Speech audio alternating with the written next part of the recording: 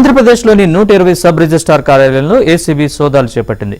ఎన్టీఆర్ జిల్లా, కోనసీమ, ఏలూరు, ప్రకాశం, విశాఖ, నెల్లూరు, శ్రీ సత్యసాయి జిల్లా, అన్నమయ్య జిల్లాల్లో ఏకకాలంలో తనిఖీలు చేపట్టింది.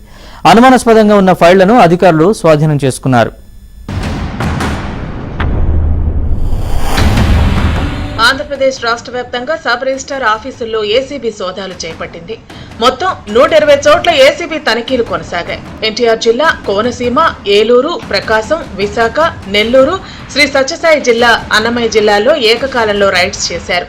సబ్ రిజిస్ట్రార్ కార్యాలయాలపై వచ్చిన ఫిర్యాదుల నేపథ్యంలో ఏసీబీ అధికారులు ఈ మేరకు సోదాలు చేపట్టారు.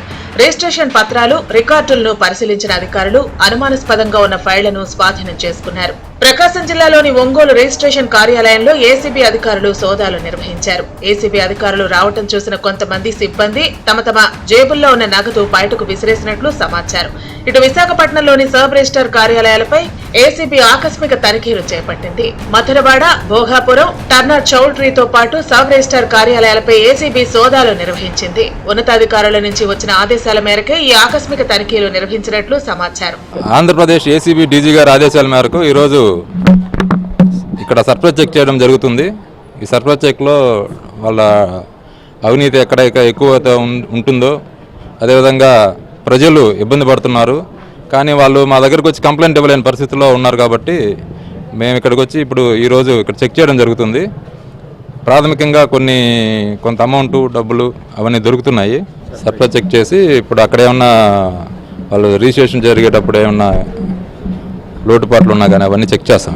శ్రీ సత్యసాయి జిల్లాలోని చిలమత్తూరు సబ్ రిజిస్ట్రార్ కార్యాలయంపై ఏసీబీ అధికారులు రైడ్స్ చేశారు. ఇటీవల కాలంలో సబ్ రిజిస్ట్రార్ పై పలు ఫిర్యాదులు వెళ్లడంతో ఏసీబీ రంగంలోకి దిగింది. కార్యాలయం తలుపులు మూసివేసి మరీ ఏసీబీ అధికారులు విచారణ జరిపారు.